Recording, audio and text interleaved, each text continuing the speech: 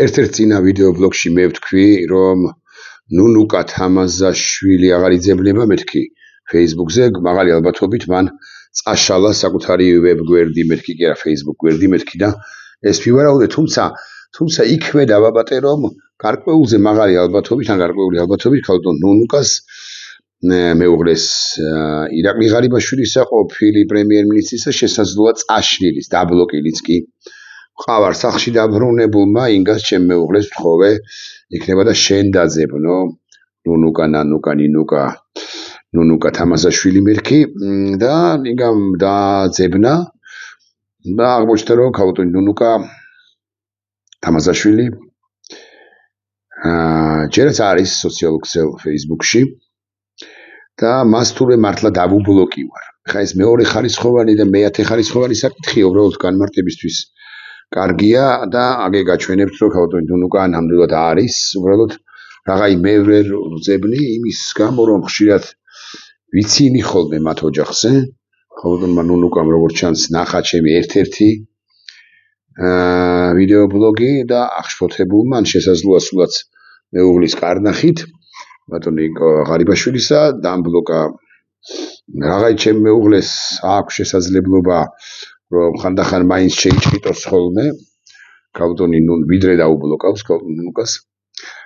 მე ვთხოვ ხოლმე იმას რომ შეიჭრიტოს ხოლმე და დაათვალიეროს მე თუ ინგასაც დაბლოკავს ჩემს ერთ შვილს ვთხოვ მეორე შვილს ვთხოვ და ასე შემდეგ ჩემს ძმას ვთხოვ და მოკლედ ყველა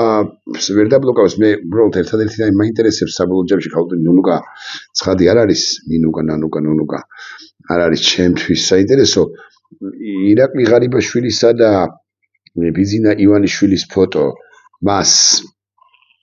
სულ ექნება გამოფენილი როდის წაშლის ეს არის ჩემთვის საინტერესო თუ წაშლის საერთოდ სხვას არაფერს როგორ არ ვერჩი ღარიბაშვილების ოჯახს მაგრამ ამ შემთხვევაში ამ კუთხით განვიხილავ ამ ამბავს გაცილებით მნიშვნელოვანი ამბებია რასაკვირველია განსახილველი ჩვენ სინამდვილეში მათ შორის მამა დოროთე ყურაშვილისათვის მღვდელმოქმედების შეჩერების საკითხი ილია მეორე საქართველოს კათოლიკოს პატრიარქი აწერს ამ ხელს წმინდა სამების ამ დოკუმენტს ხელს წმინდა სამების საკათედრო ტაძრის მღვდელმსახურს არქიმანდრიტ დოროთე ყურაშვილს გაფრთხილებების მიუხედავად საეკლესიო კანონიკური ეთიკის არაერთგზის სიდარღვევისთვის მოციქულთა 55 კანონის საფუძველზე შეუჩერდეს მღვდელმოქმედების უფლება თუ გახსნილი მაქვს მოციქულთა კანონი ხორცდები მაქვს გახსნილი არა მაქვს გახსნილი გივოდიშებთ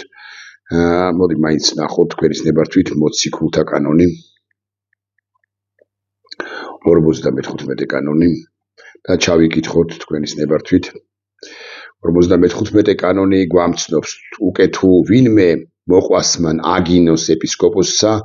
განიკვეთენ რამე თუ თქმულარს თავარსა ერისა შერისასა არა რქვა ძვირი ამ თვალსაზრისით თუ მიუდგებით ასაკვირველია ასე უნდა ვთქვათ რომ დოროთე ყურაშვილმა ეს კანონი ოღონდ ბჭყალებში რასაკვირველია და არ გვია გაცილებით სერიოზული დამრღვევები ამ თუ სხვა საეკლესიო სამართლისა მათ შორის კანონისა წმინდათა მოციქულთანი არის ძალიან ბევრი ადამიანი და ძალიან ბევრი მღვდელმსახური გაცილებით სერიოზულები მეთქი რომ მათ შორის ვინიც იქნება პირველი ან მთავარი არის მოსაყდრე შიო რომელთან დაკავშირებითაც არქიმანდრიტი აწუკე ყოფილი არქიმანდრიტი გიბოდიშეთ ასე უნდა მას ვუბოდიშე პირველ ყოვლისა და ვუჭერ მხარს რასაკვირველია და მეუბნები რომ დოროთე ყურაშვილი გადის ძალიან მძიმე გზას მაგრამ ძალიან მართალი კაცის ისტორიულ გზას მე არაერთხელ მithქვამს რომ ის გადის გზას ამბროსი ხელაიასის გადის გზას ხმეთმა დაიფაროს ცხადია გიორგი საძაგლიშვილისა ის გადის დიდი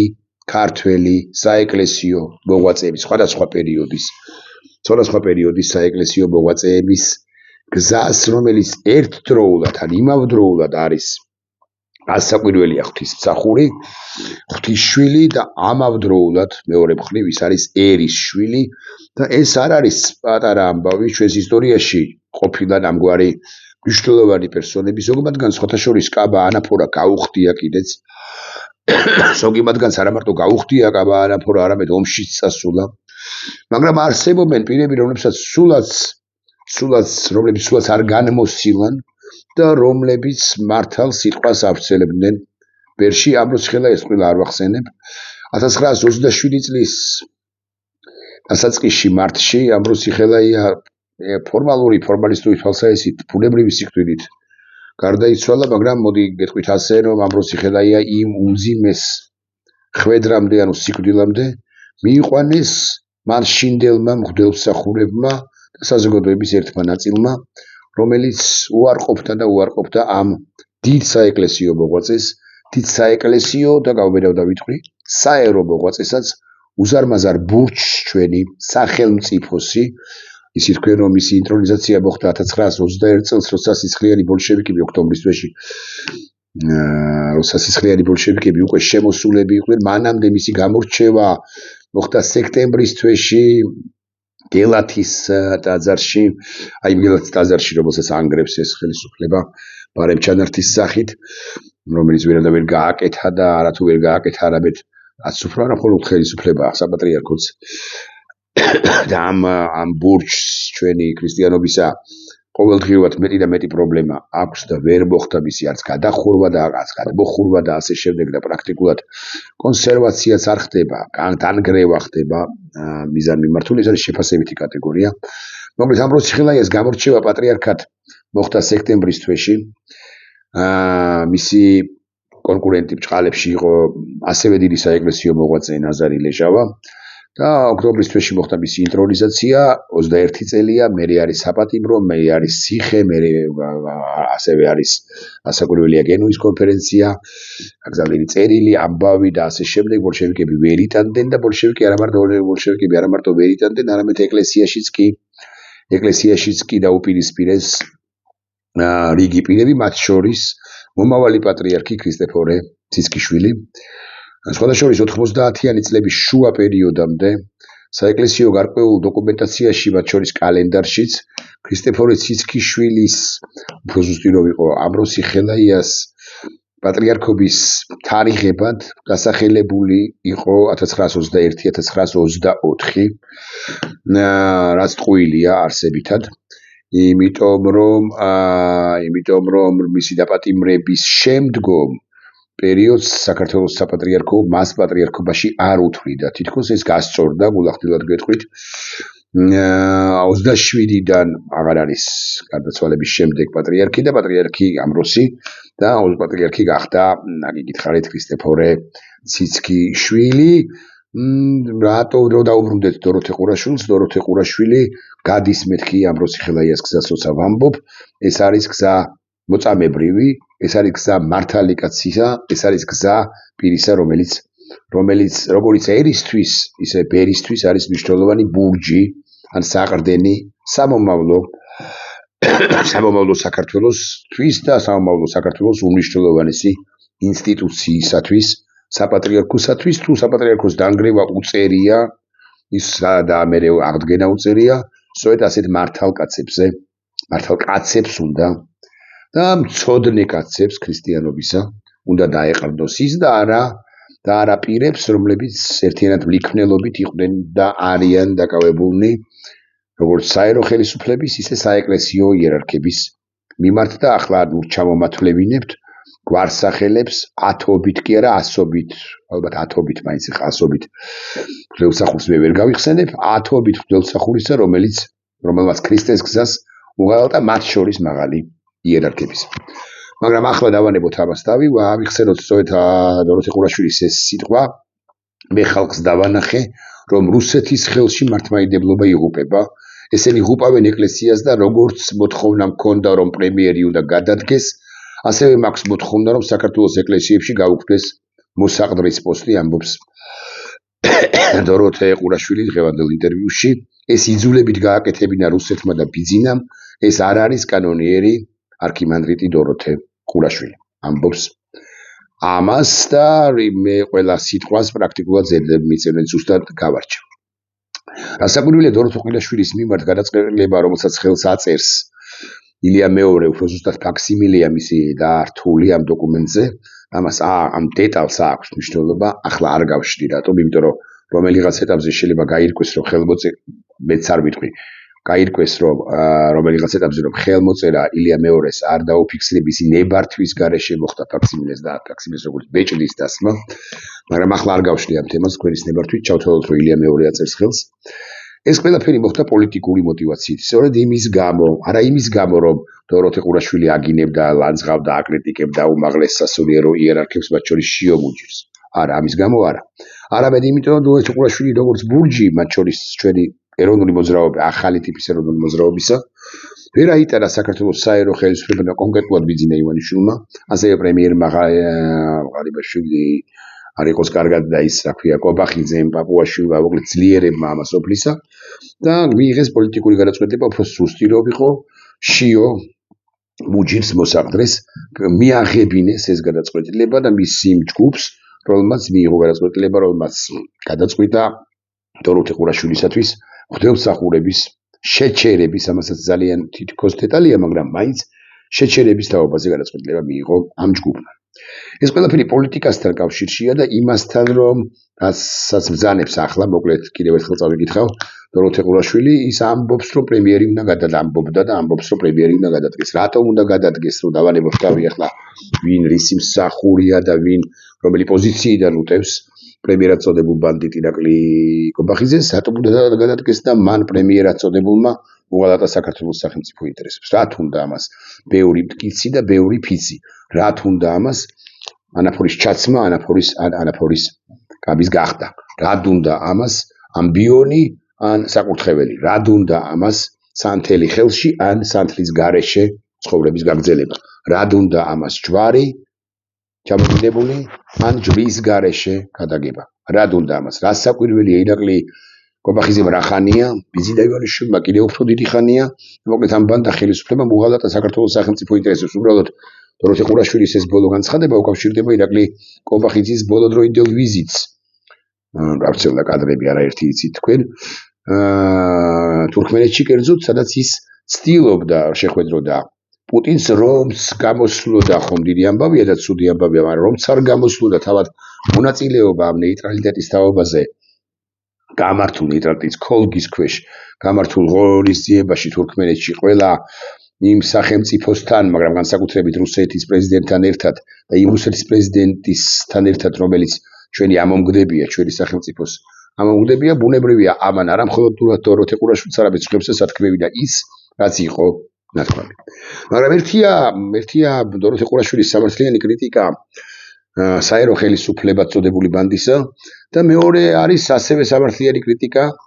მისი განმათავისუფლებელისა თანაპოზიციიდან, არქიმანდრიტრობიდან შიო მუჯირისა, რომელიც 2017 წელს არ მინდა შემეშალოს და 2017 წელს იყო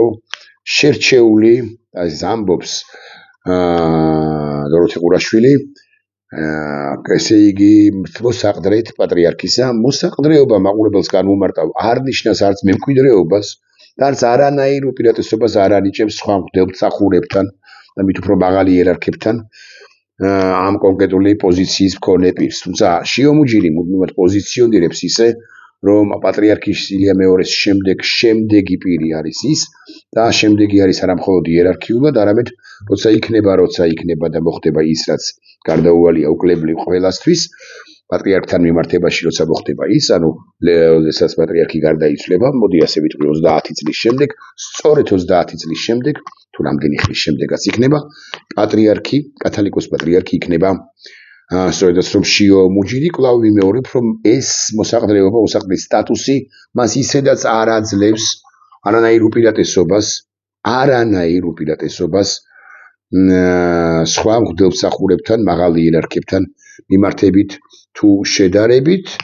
მაგრამ რუსეთს და ეს ძალიან ხაზგასმით უნდა ითქვას, რუსეთს სჭირდება მისი ერთგული, მოდი ასე ვიტყვით, უგდებავთ უფრო ერთგული სახურები საქართველოს მართლმადიდებლურ ეკლესიაში, ვიდრე ისინი ხავდა, მათ შორის სჭირდება ის მართლმადიდებელი მსახურები, შიო მუჯირის სახით, რომელიც ასე მაგალითად რა შუაშიაო, ვინმე მეტყვის, მაგრამ ასე მაგალითად ქართულ გალობას, საეკლესიო ქართულ გალობას გრძალავენ ან ზღუდავენ ჩვენს ტაძრებში და შიომუჯირი განკვირდება და მისი გუნდი ასევე განკვირდება და ასეთია თუ მე ვცდები მე მინდა გამომეხმაუროს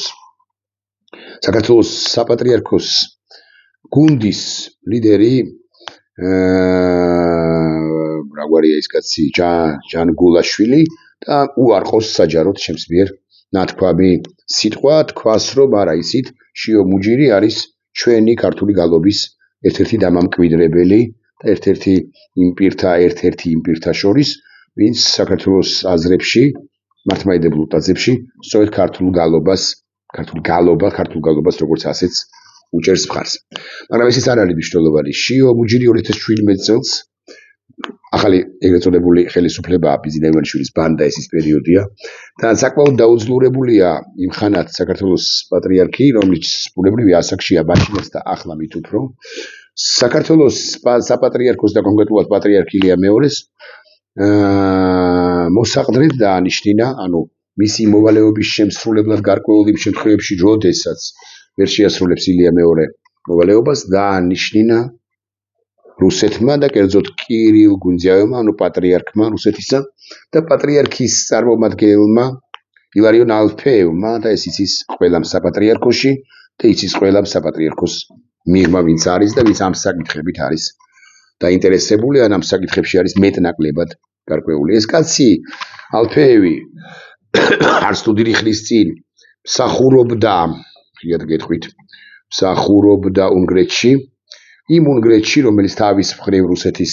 ერთ-ერთი საყრდენი და ტროას ცხენია, შუაგულ ევროპაში, ასე გეტყვით. და უკვე შემდგომ გარკვეული პრობლემების, გარკვეული სკანდალების და სკანდალებზე ვიტყვი ორ სიტყვას, გარკვეული სკანდალების შემდეგ ის გადაყვანილი იყო და არის ახლა მსახურობს კარლოვი ვარში, ჩეხეთში, თუმცა მისი ძალაუფლება მაშინ როდესაც ის რუსეთის საპატრიარქოში იყო,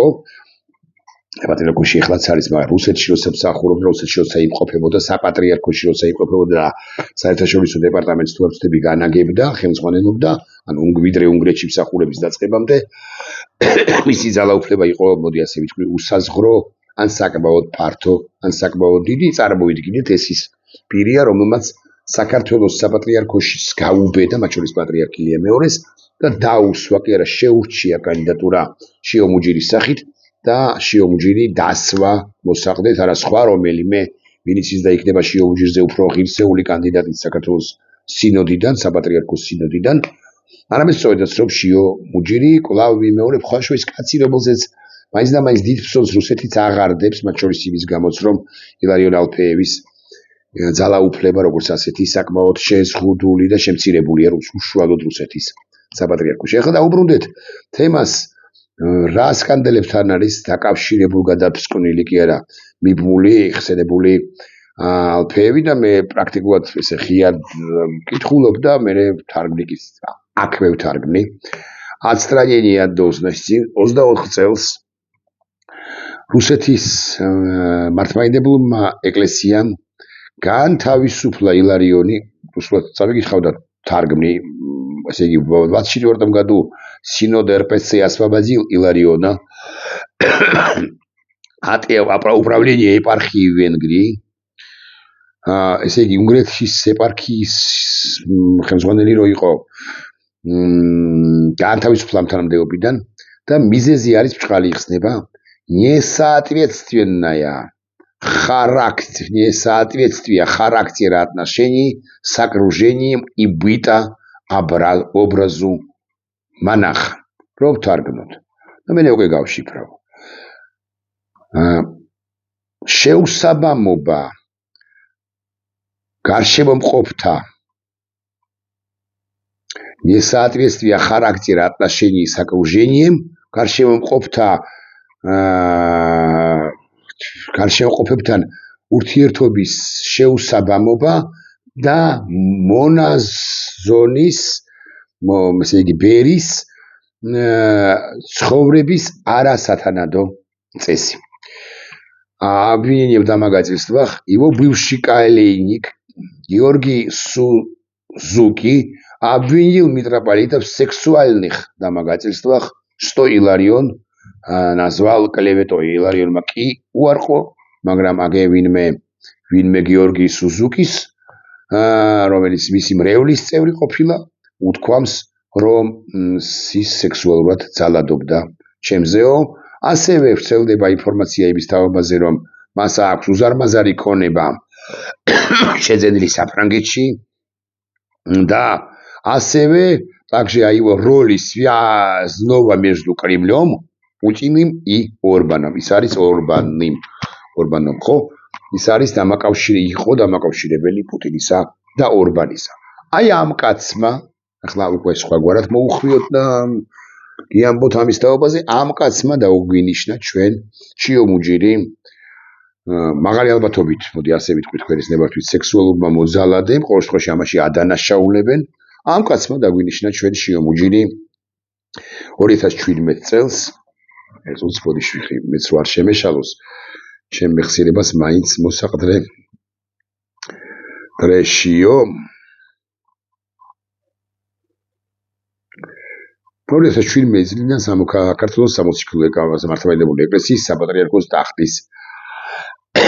მოსაყდრე არის შიო მუჯირი საქართველოს მართლმადიდებლური ეკლესიის მეთაური საწმინდა სინოდის მიერ ღვთაევთაღარათაგან გამორჩეული პირი, რომელიც საჭიროების შემთხვევაში ასრულებს საქართველოს კათოლიკოს პატრიარქის მოვალეობას. ოღონდ საჭიროების შემთხვევაში ახლა, როდესაც პრაქტიკულად არ უნდა შეგვეპაროს ეჭვი პატრიარქ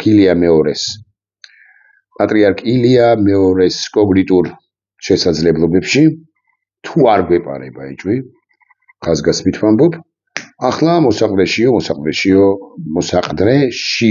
არ უნდა იყოს მოსაყდრე, შიო მღვდელმსახური, შიო მღვდელ იერარქი არ უნდა იყოს. თუ პატრიარქი ვერ ასრულებს, მაშინ უნდა გვითხრათ ღიად და მაშინ ის ბრძანება გადაწყვეტილებას იმის თაობაზე, რომ არქივანდრიტის დოროთე არის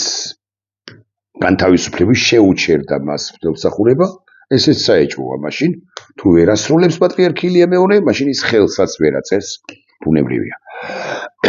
რამე დოკუმენტს აშნა ამიხსენით, ან აგვიხსენით, როგორ მდგომარეობაშია პატრიარქი. მე ულახდილად გეტყვით, რომ იმ ინფორმაციის საფუძველზე, რომელიც სხვათა შორის ეხება მათ შორის ქართულ გალობას სიონის საკათედრო ტაძარში, ერთ-ერთ დღესასწაულზე, ქართულ გალობას და პატრიარქის მოულოდნელ მისვლას სიონის საკათედრო ტაძარში და ასევე ინფორმაციას იმის თაობაზე, რომ ხსენებულ შიო მუჯირსა და პატრიარქს შორის არ არის თლად კარგი ურთიერთობები და მე მაქვს ამის თაობაზე ინფორმაცია და საპატრიარქოდან ბევრი ჩუმად მაინც დაადასტურებს ამას. მე ვიტყვი, რომ პატრიარქ ილია მეორეს ასაკის მიუხედავად, არ მინდა შემეშალოს და 1930 წელს არის თუ არ ვწდები, დაბადებული, მაგრამ მაინც გადავამოწმებს საკუთარ მეხსიერებას, ილია მეორე 2013 წელს ყოფილა, გიბოდიშებთ 92 წლის არის. პატრიარქი მოცემულ ეტაპზე, მოკლედ ილია მეორეს კოგნიტურ შესაძლებლობებში მე ეჭვი არ მეპარება და თუ კოგნიტური შესაძლებლობები მისი ასაკის მიუხედავად არის ნორმალურ მდგომარეობაში, ჩვენ არ გვჭირდება მით უმეტეს ილარიონ ალფეევის მიერ დანიშნული 2017 წელს გიბოდიშებთ სიტყვისთვის, მაგრამ შემოტენილი პირი შიო მუჯირი მოსაყდრედ, რომელსაც აქვს ეს განცდა, რომ ის უცილებლად გახდება პატრიარქი, როცა ის დაწინაურებული, ამას გარკვეული უპირატესობა აქვს. და ასე შემდეგ არ არის უპირატესობა, არ აქვს მიტაცება საქართველოს საპატრიარქოსი კი გასაკვირველია არავის შერჩება და არ შეიძლება. დოროთე ყურაშვილს კიდევ ერთხელ ჩემი მხარდაჭერა, კიდევ ერთხელ ხმამაღლა თქმა იმ სიტყვისა, რომ ის უკვე გამარჯვებული კაცია, ის გაიმარჯვებს, უცილებლად გაიმარჯვებს და კიდევ ერთი მძიმე სიტყვა. სექსუალურ სკანდალებში გახმეული ილარიონ ალფეევის მიერ აქ მე სამ სიტყვას ვიხმართ ქვეყნის ნებართვით. ეგზარხოსად ან ერთგვარ ეგზარხოსად დანიშნული შიო მუჯირი მე მგონია, რომ არ უნდა იყოს საერთოდ გადაწყვეტილებების მიმღები და ახლა დავსვავ ესეთ კითხვას. დოროთე ყურაშვილმა თუ ის გააკრიტიკა, ცუდად მოიქცა? მაღალი იერარქი არ არის ილარიონ ალფეევი სექსუალურ ძალადობაში მხილებული ან ეჭვმიტანილი რომ გავაკრიტიკოთ, ცუდად მოიქცევიან დაბალი იერარქები რუსეთის საპატრიარქოში. უნდა განიკვეთონ კრიტიკოსები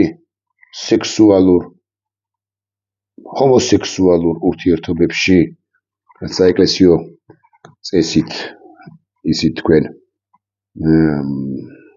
აკრძალულია და უპატიებელი ცოდვა რო აკრიტიკონ